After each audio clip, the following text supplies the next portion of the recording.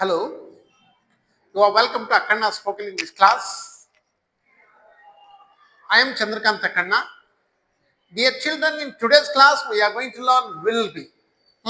ಮಕ್ಕಳೇ ಇವತ್ತಿನ ಕ್ಲಾಸಲ್ಲಿ ನಾವು ವಿಲ್ ಬಿ ಅನ್ನ ಕಲಿಯಕ್ಕೆ ಹೋಗ್ತಾ ಇದ್ದೀವಿ. ಆಲ್ರೆಡಿ ಇದಕ್ಕಿಂತಲೂ ಹಿಂದಿನ ಕ್ಲಾಸ್ಗಳಲ್ಲಿ ನಾವು ಆಮ್ ಅನ್ನ ಕಲ್ತಿದ್ದೀವಿ, ವಾಸ್ ಕಲ್ತಿದ್ದೀವಿ, ಆರ್ ಕಲ್ತಿದ್ದೀವಿ, ಈಸ್ ಕಲ್ತಿದ್ದೀವಿ, ವಾಸ್ ನೋಡಿದ್ದೀವಿ, ಮತ್ತೆ ಅದೇ ರೀತಿ ವರ್ ಕೂಡ ನೋಡಿದ್ದೀವಿ.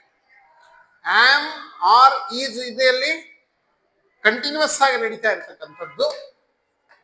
ಎಲ್ಲಿ ಪ್ರೆಸೆಂಟ್ ಅಲ್ಲಿ ಅಂದ್ರೆ ಸದ್ದಲ್ಲೂ ನಾವು ಮಾಡ್ತಾ ಇರ್ತಕ್ಕಂತಹ ಕೆಲಸದ ಬಗ್ಗೆ ಹೇಳಿಕೆಯನ್ನ ಕೊಡೋದಕ್ಕೆ ನಾನು ಮಾಡುವ ಕೆಲಸಕ್ಕೆ ಹೇಳಿಕೆ ಕೊಡೋದಕ್ಕೆ ಏಮನ್ನ ಯೂಸ್ ಮಾಡ್ತೀವಿ. ನಾವು ಮಾಡುವ ಕೆಲಸಕ್ಕೆ ಹೇಳಿಕೆಯನ್ನು ಕೊಡೋದಕ್ಕೆ ಆರನ್ನ ಯೂಸ್ ಮಾಡಿದೀವಿ. ಅದೇ ರೀತಿ ಅವನು ಅವಳು ಅದು ಕೆಲಸ ಕಂಟಿನ್ಯೂಸ್ ಆಗಿ ಮಾಡ್ತಾ ಇದೆ ಅಂತ ಹೇಳೋದಕ್ಕೆ ನಾವು ಈಸನ್ನ ಕಲ್ತಿದ್ದೀವಿ.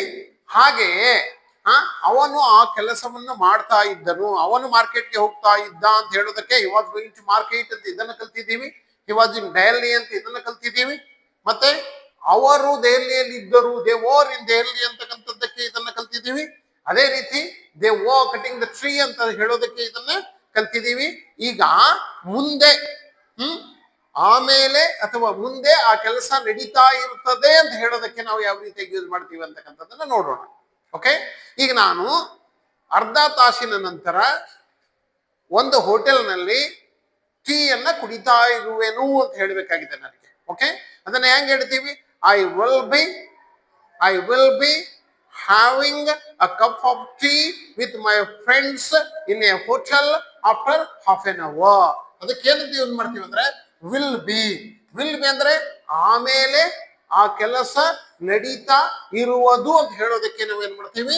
ವಿಲ್ ಬಿ ಅನ್ನ ಯೂಸ್ ಮಾಡ್ತೀವಿ. ಈ ನೋಡ್ರಿ, ಸದ್ಯ ನಾನು ನಿಮ್ಮ ಎದುರುಗಡೆ ನಿಂತ್ಕೊಂಡಿದ್ದೀನಿ ಅಂತ ಹೇಳ್ಬೇಕಾದ್ರೆ I am standing in front of you now ಅಂತ ಹೇಳ್ತೀನಿ. Okay, I am standing here now ಅಂತ ಹೇಳ್ತೀನಿ. ನಾನು ಅಲ್ಲಿ ನಿಂತ್ಕೊಂಡಿದ್ದೆ ಅಂತ ಹೇಳ್ಬೇಕಾದ್ರೆ ಐ ವಾಸ್ ಸ್ಟ್ಯಾಂಡಿಂಗ್ ದೇರ್ ಅಂತ ಹೇಳ್ತೀನಿ. ವಾಸ್ ಬಂತು, ಇಲ್ಲಿ ಎಂ ಬಂತು. ಈಗ ನಾನು ಒಂದು 10 ನಿಮಿಷದ ನಂತರ ಅಲ್ಲಿಗೆ ಹೋಗುವೆನೋ ಅಂತ ಹೇಳ್ಬೇಕಾಗಿದೆ ನನಗೆ. ಆವಾಗ I will be going to my home after 10 minutes ಅಂತ ಹೇಳ್ತೀನಿ ನಾನು. ಅದಕ್ಕೆ ಇದನ್ನ ವಿಲ್ ಬಿ ಅನ್ನ ಯೂಸ್ ಮಾಡ್ತಾರೆ. ಮತ್ತೆ ವಿಲ್ ಬಿ ಒಂದಿಗೆ ಅವು ಎಲ್ಲಕ್ಕೂ ಯಾವ ರೀತಿಯಾಗಿ ನಾವು V four form of the verb ಅನ್ನ ಯೂಸ್ ಮಾಡಿದೇವಲ್ಲ, ಅದೇ ರೀತಿಯಾಗಿ ಇದಕ್ಕೂ ಕೂಡ V four form of the verb ಅನ್ನ ಯೂಸ್ ಮಾಡ್ತಾರೆ ಮಕ್ಕಳೇ. ಇವಾಗ ಇದರದ ಕೆಲವು ಎಕ್ಸಾಂಪಲ್ಗಳನ್ನ ನೋಡೋಣ ಬನ್ನಿ. Okay, Raju will be studying in Hubli next week. Next year ಅಂತ ಹೇಳ್ತೀವಿ. Raju will be studying in Hubballi next year. ಅದೇ ರೀತಿ my friends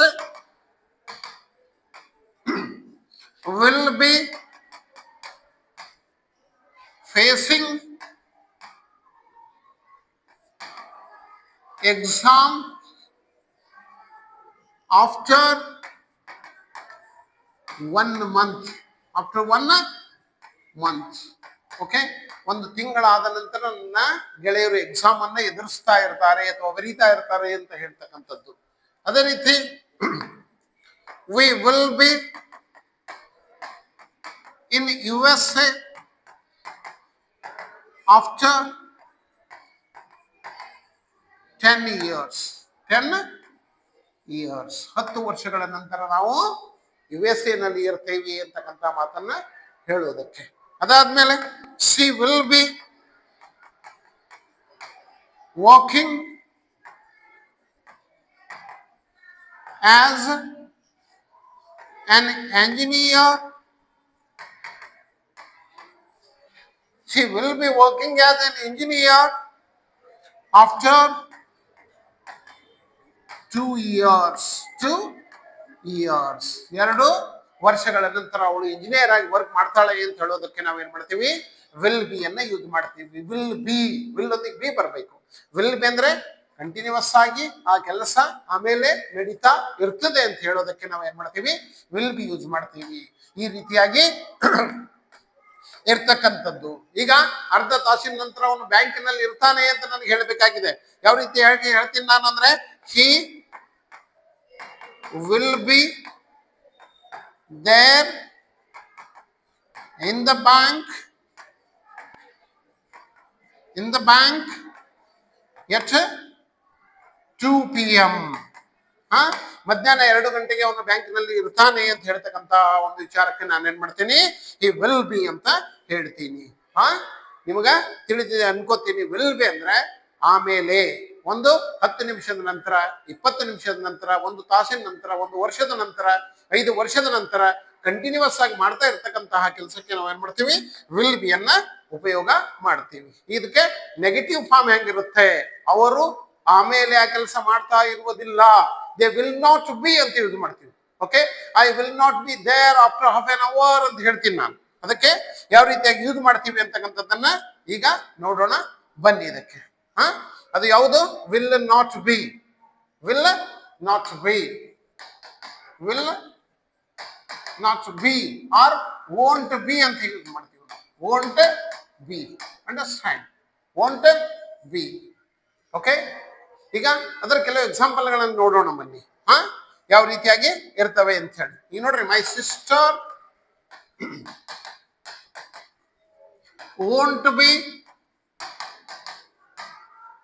won't be challenging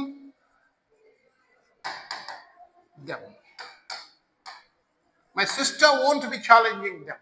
Okay, all children or all students won't be or will not be writing IAS exam ಅಂತ ಹೇಳ್ತೀವಿ. Okay, ಅದೇ ರೀತಿ we won't be attending the seminar. Next week ಅಂತ ಹೇಳ್ತೀವಿ ನಾನು. ಮುಂದಿನ ವಾರ ನಾವು ಸೆಮಿನಾರ್ ಅಟೆಂಡ್ ಮಾಡ್ತಾ ಇರೋದಿಲ್ಲ ಅಂತ ಹೇಳ್ತೀವಿ. ಅದೇ ರೀತಿ Raju and Ravi won't be there in Kalburgi tomorrow morning. Tomorrow morning ಅಂತ ಹೇಳ್ತೀವಿ. ನಾಳೆ ಬೆಳಗ್ಗೆ ರಾಜು ಮತ್ತು ರವಿ ಕಲಬುರ್ಗಿಯಲ್ಲಿ ಇರುವುದಿಲ್ಲ ಅಂತ. ಅಂಡರ್ಸ್ಟ್ಯಾಂಡ್. ಅದೇ ರೀತಿ the girl will not be or won't be plucking flowers from the tree,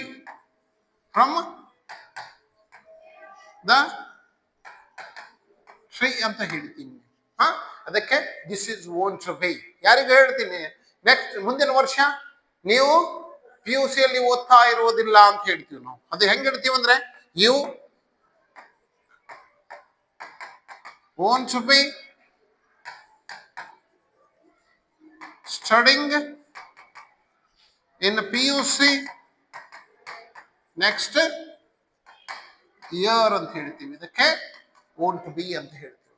okay, will be, will not be, won't be ಅಂತ ಯೂಸ್ ಮಾಡ್ತೀವಿ, ಅಥವಾ will not be ಅಂತ ಯೂಸ್ ಮಾಡ್ತೀವಿ ಮಕ್ಕಳು. ಈ ರೀತಿಯಾಗಿರ್ತಕ್ಕಂಥ ಉದಾಹರಣೆಗಳದಕ್ಕೆ ಬರ್ತವೆ. ಅದು ಏನಂದ್ರೆ, my sister won't be challenging them. All students won't be writing IAS exam. We won't be attending the seminar next week. ಅದೇ ರೀತಿ Raju and Ravi won't be there in Kalburgi tomorrow morning. The girl won't be plucking flowers from the tree. Next, you won't be studying in PUC next year ಅಂತ ಇದನ್ನ use ಮಾಡ್ತೀವಿ. ಈಗ ನಮಗೆ question ಕೇಳಬೇಕಾಗಿದೆ, ನಾಳೆ ನೀನು ಬೆಳಗಾಂನಲ್ಲಿ ಇರುವೆಯಾ ಅಂತ ಕೇಳಬೇಕಾಗಿದೆ. ಹೆಂಗ್ ಕೇಳ್ತೀವಿ ನಾವು? Will you be there in Belgaum tomorrow ಅಂತ ಕೇಳ್ತೀವಿ.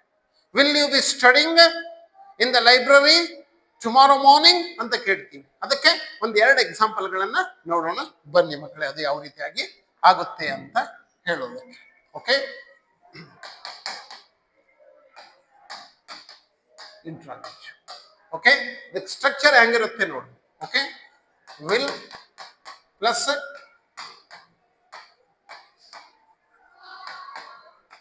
I, we, you, they, he, she, it, plus be, plus V4 form of the verb, plus object and interrogative mark. ಇದನ್ನ ಯೂಸ್ ಮಾಡ್ತೀವಿ. ಮೊದಲು will ಯೂಸ್ ಮಾಡ್ತೀವಿ, ಅದಾದ್ಮೇಲೆ ಸಬ್ಜೆಕ್ಟ್ ಯೂಸ್ ಮಾಡ್ತೀವಿ, all subject. ಅದಾದ್ಮೇಲೆ be ಅನ್ನ ಯೂಸ್ ಮಾಡ್ತೀವಿ, ಅದಾದ್ಮೇಲೆ V4 ಅನ್ನ ಯೂಸ್ ಮಾಡ್ತೀವಿ, ಅದಾದ್ಮೇಲೆ ಆಬ್ಜೆಕ್ಟ್ ಅನ್ನ ಯೂಸ್ ಮಾಡ್ತೀವಿ. ಒಂದು ಕೆಲವು ಎಕ್ಸಾಂಪಲ್ ಗಳನ್ನು ನೋಡೋಣ ಬನ್ನಿ, ಇಲ್ಲಿ ಯಾವ ರೀತಿಯಾಗಿ ಆಗುತ್ತೆ ಅಂತ. Okay, Sita, sorry, will Sita, will Sita B studying medicine next year. Next year. Will Sita be studying medicine next year? ಅದೇ ರೀತಿ will Ravi be playing in the next match? In the next match ಅಂತ ಕೇಳ್ತೀವಿ. ರವಿಯು ನೆಕ್ಸ್ಟ್ ಮ್ಯಾಚ್ ನಲ್ಲಿ ಆಡ್ತಾ ಇದ್ದಾನೇನೋ ಅನ್ನೋ ರೀತಿ. ಅದೇ ರೀತಿ will the lion be chasing other animals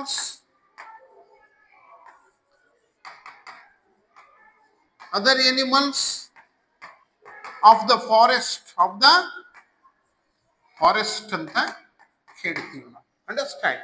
of the forest ಅಂತ ಕೇಳ್ತೀವಿ. ಇದು this is interrogative form. This is interrogative form ಅಲ್ಲಿ ವಿಲ್, ಅದಾದ್ಮೇಲೆ ಸಬ್ಜೆಕ್ಟ್, ಅದಾದ್ಮೇಲೆ ಬಿ ಅನ್ನ ಯೂಸ್ ಮಾಡ್ತೀವಿ. ಈ ರೀತಿಯಾಗಿ ನಾವು ಏನ್ ಮಾಡ್ತೀವಿ? ವಿಲ್ ಬಿ ಅನ್ನ ಯೂಸ್ ಮಾಡ್ತೀವಿ ಕಂಟಿನ್ಯೂಸ್ ಆಗಿ. ಅದಕ್ಕೆ ನಿಮ್ಗೆ ಅರ್ಥ ಆಗಿದೆ ಅನ್ಕೋತೀನಿ. ಅದಕ್ಕೆ ಇನ್ನೊಂದ್ಸಲ ಸ್ವಲ್ಪ ಕ್ಲಾಸ್ ಮುಗಿಸೋಕ್ಕಿಂತ ಮೊದಲು ಸ್ವಲ್ಪ ಇದ್ರ ಕಡೆ ಗ್ಲಾನ್ಸ್ ಮಾಡೋಣ. ಅದು ಯಾವ ರೀತಿ ಅಂದ್ರೆ ಈಜು, ಆಮ್, ಆರು ಯಾವಾಗಂದ್ರೆ ಈಗ, ಅಥವಾ ಸದ್ಯ ಇರ್ತಕ್ಕಂಥದ್ದಕ್ಕೆ ಏನ್ ಮಾಡ್ತೀವಿ ನಾವು? Is, am, R plus V4 ಅನ್ನ ಯೂಸ್ ಮಾಡ್ತೀವಿ. ಅದೇ ರೀತಿ ವಾಸ್, ವರ್, ಇದು ಆಗ ಅಥವಾ ಆವಾಗ ಆ ಕೆಲಸ ನಡೀತಾ ಇತ್ತು ಅಂತ ಹೇಳೋದಕ್ಕೆ ವಾಸ್, ವರ್ ಪ್ಲಸ್ V4 ಅನ್ನ ಯೂಸ್ ಮಾಡ್ತೀವಿ. ಮತ್ತೆ ವಿಲ್ ಬಿ ಪ್ಲಸ್ V4, ಹಾಗೆ ಶಾಲ್ ಬಿ ಅಂತ ಯೂಸ್ ಮಾಡ್ತೀವಿ. ಮೇ ಬಿ ಅಂತ ಯೂಸ್ ಮಾಡ್ಬೋದು, ಮೇ ಬಿ ಅಂತ ಯೂಸ್ ಮಾಡ್ತೀವಿ, ಕ್ಯಾನ್ ಬಿ ಅಂತ ಯೂಸ್ ಮಾಡ್ತೀವಿ. ಈ ರೀತಿಯಾಗಿ ಎಲ್ಲಾ ಮಾಡೆಲ್ಗಳನ್ನ V4 ಒಂದಿಗೆ ಯೂಸ್ ಮಾಡ್ತೀವಿ. ಇದು ಯಾವಾಗ?